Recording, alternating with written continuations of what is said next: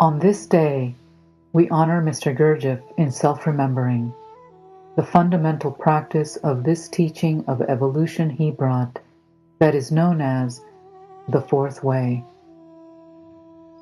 Let's listen now to the voices of Mr. Gurdjieff's students as they impart the essence of the teaching.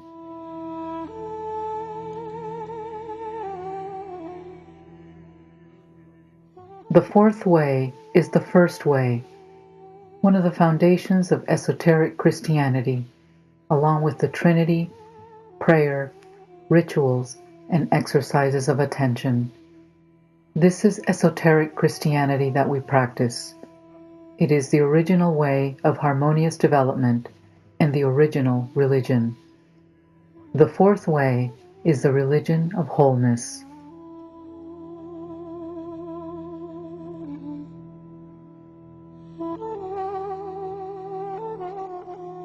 Gurdjieff emphasized that the key to changes of consciousness is in the attention.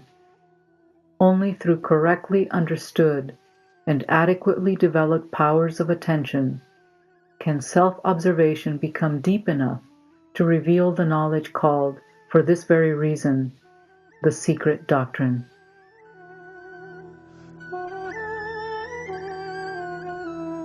The knowledge we are searching for is much more than what can be written in books or told in words.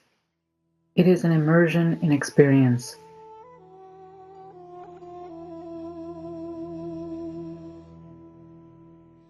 You do not know attention.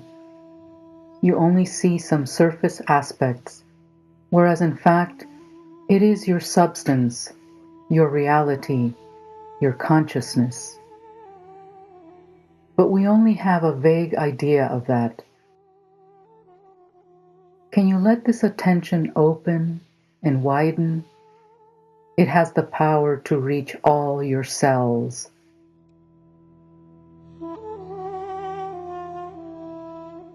Automatic attention provides man with security, but conscious attention that simultaneously includes both man's outer and inner world is the key to evolution.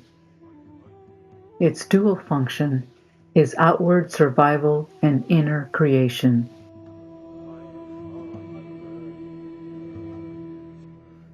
If we didn't study attention, not study in the ordinary way, but putting all our attention on developing that attention, we would arrive nowhere.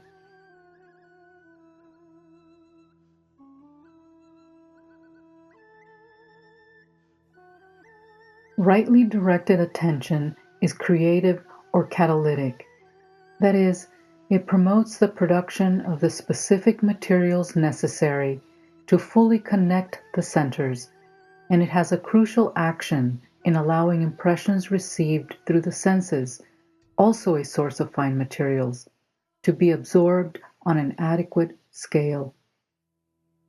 The particular forms of attention required, those in which the field of attention includes both the outer sense perceptions and the inner awareness of movements of thought, feeling, and bodily energies, were known in all periods. Gurdjieff coined a word to renew the concept of this practice in contemporary terms. Self-remembering was the expression he used.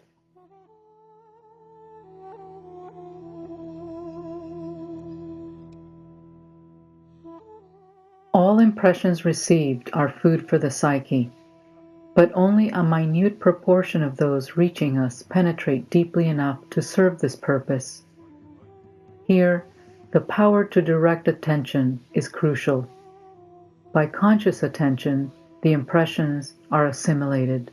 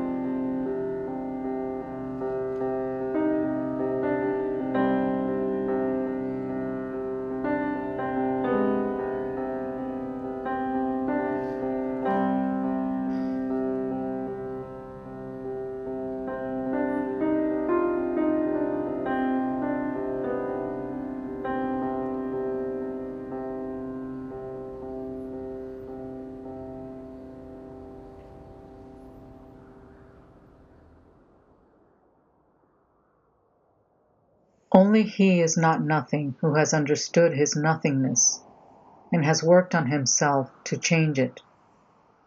That man is another quality of merde with roses. It is still merde, but it has not the same odor. All the ideas, whether about the three centers, about essence and personality, or the four states of consciousness, the different states of attention, they all have to do with wholeness.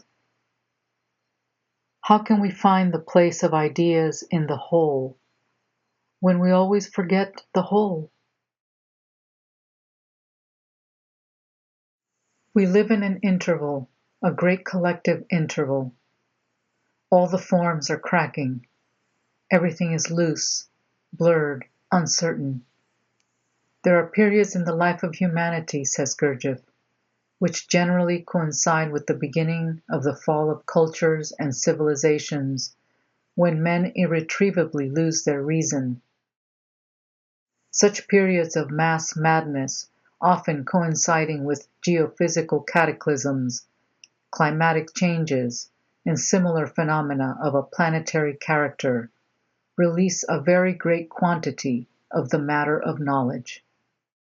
But this horizontal world time, however each of us may describe it, is recognized. The question remains how to work in the collective interval. Imagine what it was like for Thomas de Hartmann to have dinner in Essentuki with Gurdjieff, who spent all of his students' 1,000 rubles on a feast, while the dark hooves of Soviet anarchy thundered on the steppes. Were we in de Hartmann's chair, would we really listen as Gurdjieff explained the difference between mechanical and objective faith? If it is difficult to work during stable periods, how much more so in uncertain periods?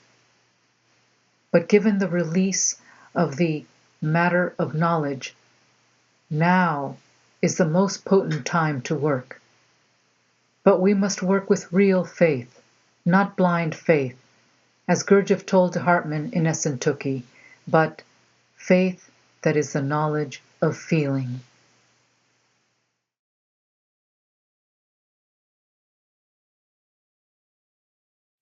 And so, when we work, how do we work? Mr. Gurdjieff tells us, do exercise as service, as obligation, service to whole of humanity.